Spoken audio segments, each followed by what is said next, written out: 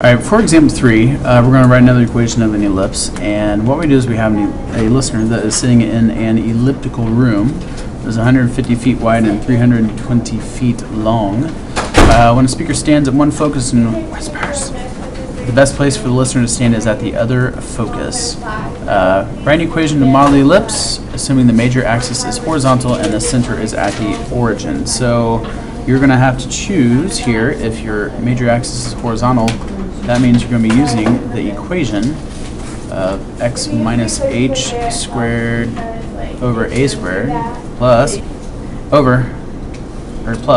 y minus k squared over b squared equals 1. So you have to find your h, k, a, and your b. So h, k, a, and b.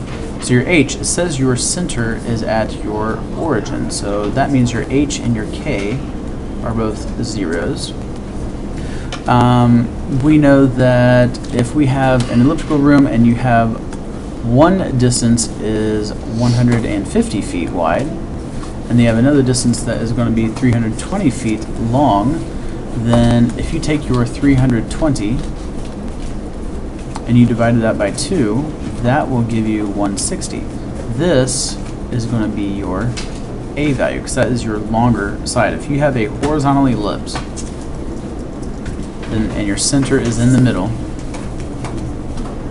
then the distance as you go from your center out, if this is a total of 320, that means this would just be a 160. That is your A. So then finally for your B, it says that your you have 150 feet, so this is 150 feet wide, which would be all the way along here. If you divide that in 2, that means this would be 75. This is your B value.